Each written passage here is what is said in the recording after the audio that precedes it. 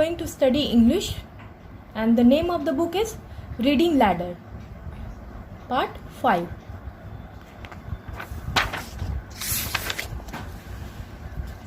Today we'll see the chapter first, that is Wake Up. It is on the page number 5.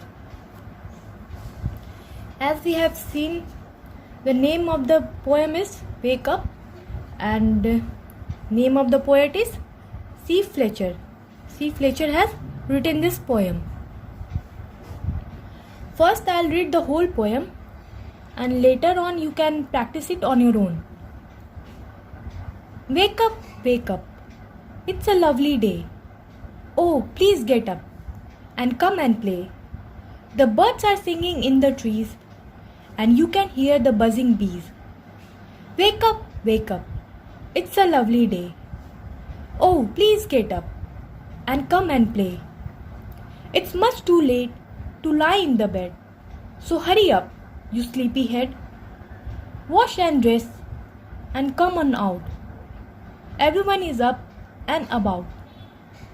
The cow, the horses, the ducks, and the sheep. The tiniest chicken, chip chip chip.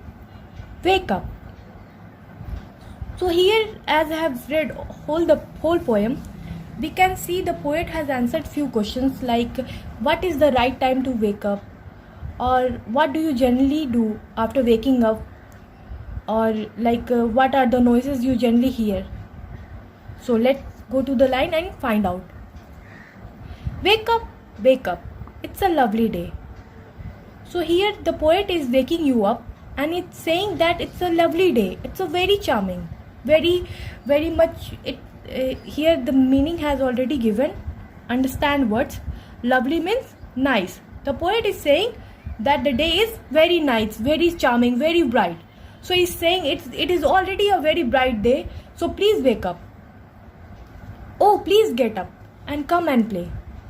And he is asking you to play with him. The poet C. Fletcher is asking you to come and play with him. The birds are singing in the trees, and you can hear the buzzing bees. The birds have already waken up, and bees are already buzzing. So we can say that the sound of the bees are buzz. They buzz. They make buzz sound. So the poet is saying the birds are singing in the trees, and bees are, you can hear in the trees, and bees are, you can hear the sound of the bees. They are buzzing. Wake up, wake up. It's a lovely day. So in your bed, wake up as soon as possible and go and play. It is much too late to lie in the bed. It's already very late to stay in your bed. So the poet is saying that you have slept already very well, and now it is the time to wake up. So hurry up, you sleepy head. So he's saying you to hurry up, to go quickly and come out of your bed. Now what is sleepyhead? Sleepyhead is a child who looks tired and wants to sleep more. So the writer is saying hurry up and don't be like sleepyhead. Wash and dress and come on out.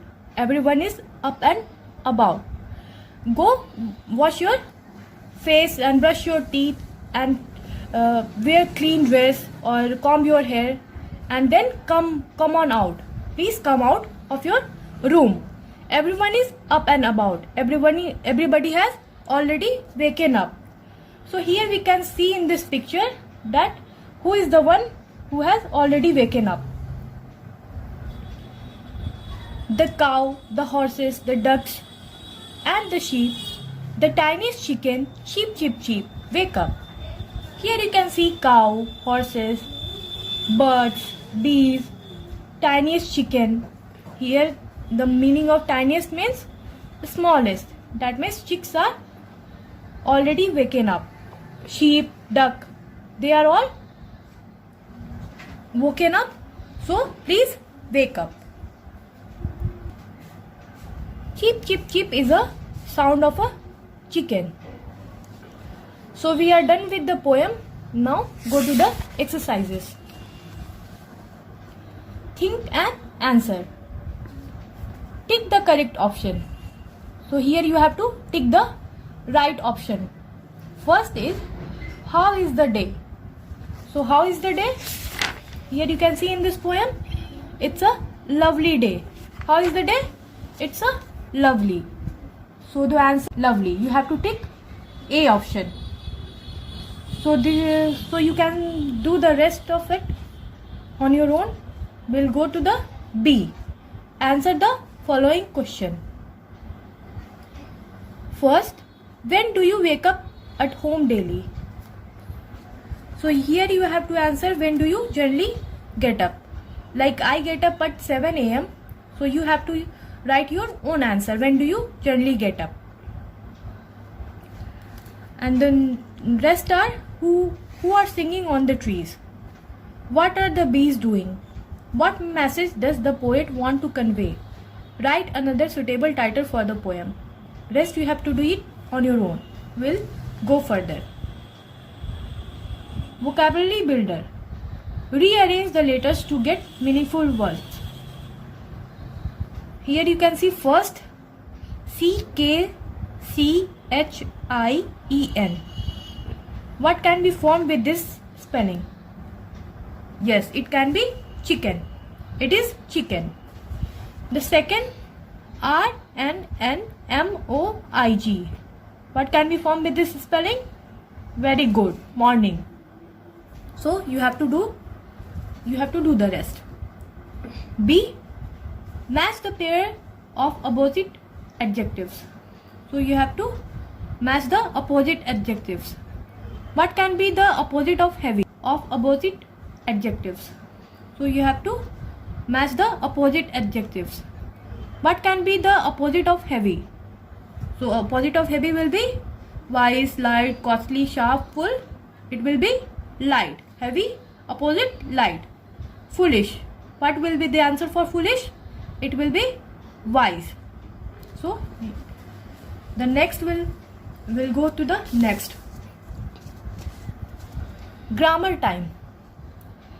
Each sentence is made up of two parts, subject and predicate.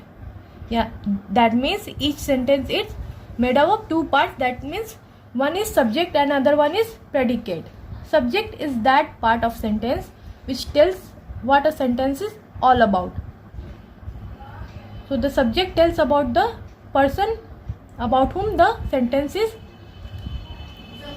formed. Predicate is that part of the sentence which tells more about the subject. So predicate is something which tells about the subject.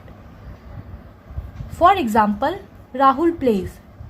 Delhi is the capital of India. In sentence 1, the sentence is about Rahul.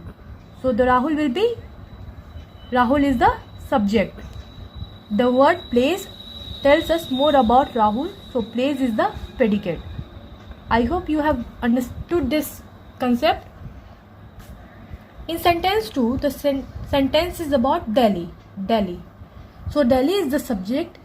The words is the capital of India tells us more about Delhi. So is the capital of India is the predicate. So we'll go to the exercises. A. Circle the subject and underline the predicate in the following sentences. First, birds fly. So here birds will be subject and fly will be predicate, because this sentence is all about bird and fly is telling about bird. That means birds fly. The sweet apples are kept on the table. This sentence is about the sweet apples which are kept on the table. So the sweet apple is subject and are kept on the table will be predicate.